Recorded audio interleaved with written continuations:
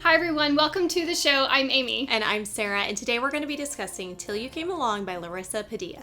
The first few minutes we're going to do a brief review of the story without any spoilers, then we are going to shift into a deeper book discussion, which is going to include lots of spoilers, but don't worry, as always, we're going to let you know before we do shift into that deeper book discussion. That's right. So before we do that, Amy, give us a brief description of what Till You Came Along is all about. This is an enemies to lovers with a twist. In high school, a guy and girl are enemies and hate each other. Now they're married, and she suffers a horrible accident causing her to have brain trauma and loses her memories. She only remembers the boy she hated, so he has to work to remind her of the guy she fell in love with. Sarah, what did you think about Till You Came Along? Okay, this story is incredible because one, it's an enemies to lovers. I love it. Dual timeline. I love it because it's the past and the present. Dual point of view. I love it because it's a his and hers. So right out the gate, it was just hitting all of these. Plus, you take this story, and you don't get them really a lot where you get to fall in love again. Mm-hmm. You get to remind the person of why they fell in love. And so this story had that.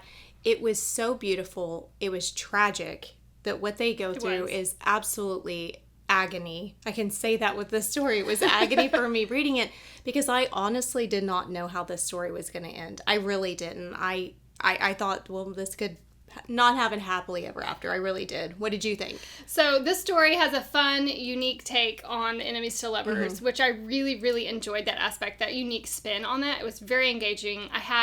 I was rooting for the characters mm-hmm. throughout the whole story. Like you said, I wasn't really sure kind of which direction the author was going to take. Mm-hmm. It was heartwarming. It was charming. I enjoyed the dual timeline point of view as well. I mean, like you hit on three of the things that we really love for a story. So, I mean, I just really loved this one as well. All right, let's get into our ratings. Angst. Okay, Angst. This was a 3 for me. I felt like it could have gone higher, but the way it was written, even though they were dealing with things that were very angst driven, I did not feel like it was over the top. Mm-hmm. She wrote it in a way that you kind of have these, because it is the dual timeline, mm-hmm. you get a little bit of a reprieve. Yeah, I absolutely agree with that. I did 2.5. I totally agree with your assessment mm-hmm. there because of the way she kind of writes the story, and it breaks up the mm-hmm. angst quite a bit, I feel like. All right, humor. Humor. This is just a 1 for me. Okay. Because there is a little bit throughout, but not over the top. It's definitely more kind of drama driven, I mm-hmm. guess. Not dramatic, but you know what I mean. Mine was very low. I did 0.25. Yeah. I didn't laugh out loud. Yeah. I don't think at all. And very few, if any, chuckling. See, I kind of wondered if 1 would be high, but there was one character who, when they toss her into it, mm-hmm. you know, she helps bring a little bit of laughter. Spiciness. Okay, spiciness. This was only a 0.75 for me, and it wasn't because of any scenes per se. It was tension, mm-hmm. and that's really it.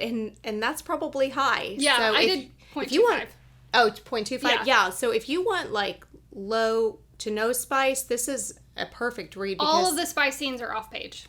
Yes, they're all off page. So really, it's the banter, mm-hmm. it's the tension. That is what.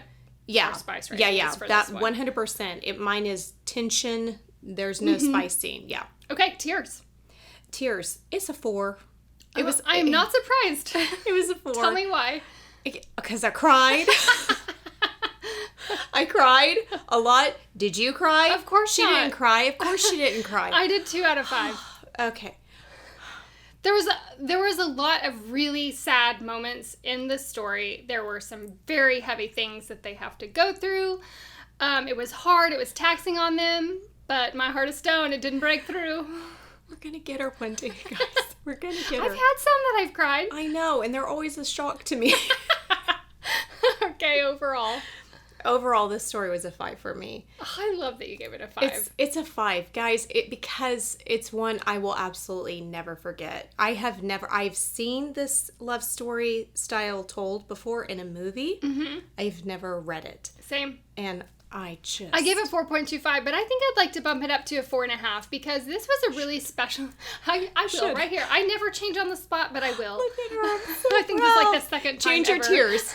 But I didn't cry.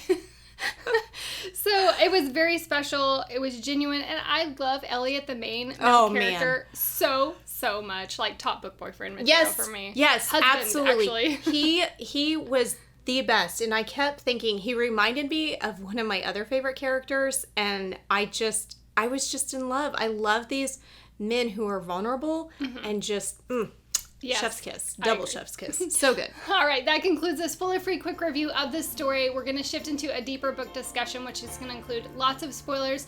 If you would like to follow along with that deeper discussion, you can simply click the link below, or you can open any available podcast platform and search Post-Book Depression. We'd love to hear your thoughts on this story. You can find us on social media, on Instagram at Post-Book Depression Podcast, on Facebook in our Post-Book Depression discussion group, and you can always email us at postbookdepressionpodcast@gmail.com.